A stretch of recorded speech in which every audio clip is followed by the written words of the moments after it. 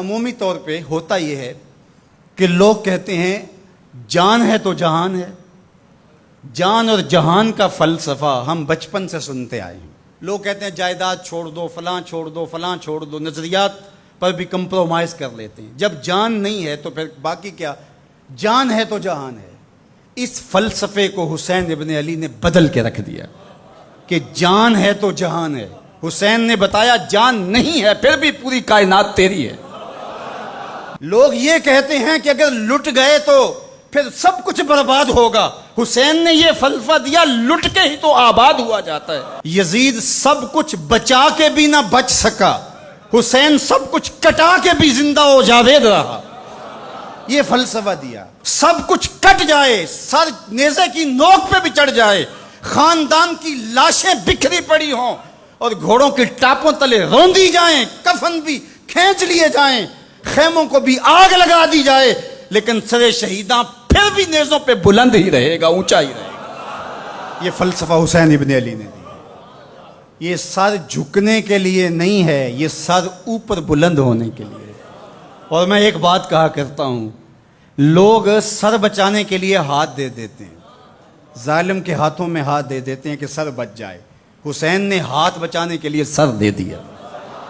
ہم نے بچپن سے لے کر کے لڑکپن تک اور لڑکپن سے لے کر آج تک حضرت نبی رحمت صلی اللہ علیہ وآلہ وسلم کا یہ فرمان سنا ہے، من رآ منکم منکرا فلیغیرہ بیدہ فإن لم یستطع فبلسانہ فإن لم یستطع فبقلبہ وذلک اضعف الایمان او کما قال النبی صلی اللہ علیہ وسلم. تم میں سے اگر کوئی برائی کو دیکھے تو وہ ہاتھ سے روکے، ہاتھ سے نہیں روک سکتا تو زبان سے روکے، اور زبان سے بھی نہیں روک سکتا تو کم از کم دل سے برا جانے. اور یہ سب سے کمزور ترین ایمان کا مرتبہ تھا. جو لوگ کہتے ہیں امام حسین کربلا میں کیوں گئے، میں انہیں کہتا ہوں امام حسین حضور کی گود کے پالے ہوئے تھے، کمزور ایمان والے نہیں تھے کہ دل میں ہی کڑتے رہتے اور ظلم کو اور جبر کو اور زیادتی کو اور ناانصافی کو ہاتھ اور زبان سے نہ روکتے. حضرت امام حسین کے خطبے دیکھ لیجئے، قدم قدم پہ خطبے دیے. محمد بن حنفیہ کے نام جو آپ نے وصیت نامہ لکھا تھا، آپ نے فرمایا انی لم اخرج عاشرا ولا بطرا ولا مفسدا ولا ظالما. میں سیر سپاٹے کے لیے نہیں جا رہا اور نہ ہی میں اپنی کسی خواہش کی تکمیل کے لیے جا رہا ہوں. میرے اہداف میں، میری خواہشات کے کسی گوشے میں یہ موجود نہیں ہے کہ میں تخت و تاج حاصل کر لوں گا. انما خرجت لطلب الاصلاح فی امت جدی. میں اپنے دادا کی امت کی اصلاح کے لیے جا رہا ہوں. ارید ان آمر بالمعروف وانہی عن المنکر. میں امر بالمعروف اور نہی عن المنکر کے جذبوں سے مالا مال ہو کے میں اس سفر کو اختیار کر رہا ہوں.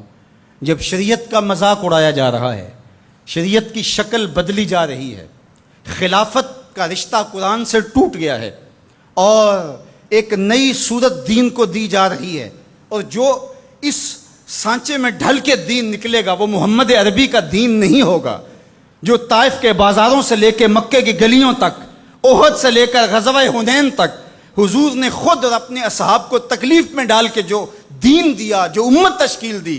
یزید اس سارے نظم کو بدل رہا ہے، تو کیا نبی کا نواسا جس کو حضور نے گود میں پالا ہو وہ خاموش ہو کے بیٹھ جائے؟ کہا حسین ایسا نہیں ہونے دے گا، اور اس کی جو بھی قیمت ادا کرنا پڑی حسین وہ قیمت ادا کرے گا. اور پھر اس کی قیمت چھوٹی نہیں تھی جو ادا کرنا پڑی.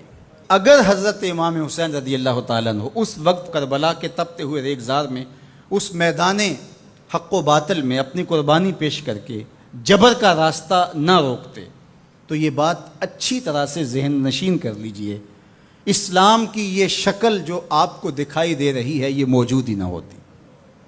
دنیا کے اوپر کتنی تہذیبیں، کتنی ملتیں اور کتنی اقوام، جب ان کے اندر تغیر آیا تو وہ اپنی اصل صورتی چیزیں کھو بیٹھی. دنیا کے اوپر کتنے مذاہب، یہودیت کی شکل دیکھ لیجئے، کیا یہ وہی صورت ہے جو حضرت موسیٰ لے کر آئے؟ عیسائیت کی شکل دیکھ لیجئے، کیا یہ وہی صورت ہے جو حضرت عیسیٰ لے کر کے آئے؟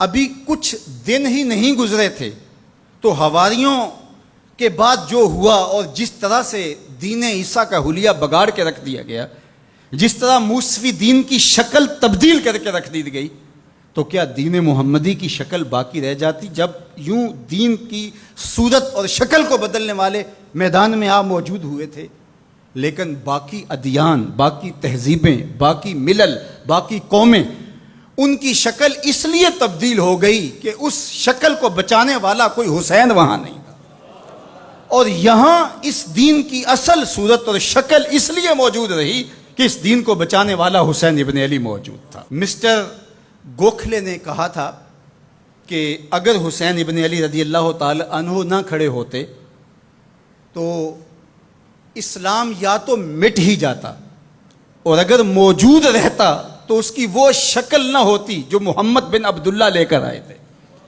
اس کی شکل وہ ہوتی جو یزید پیش کر کے جاتا۔ لیکن حسین ابن علی کی قربانی، ان کی نہضت کی وجہ سے، ان کے قیام کی وجہ سے، ان کے کھڑا ہو جانے کی وجہ سے 14 صدیاں گزرنے کے بعد آج بھی وہی اسلام ہے جو آمنہ کا لال دے کے گیا تھا۔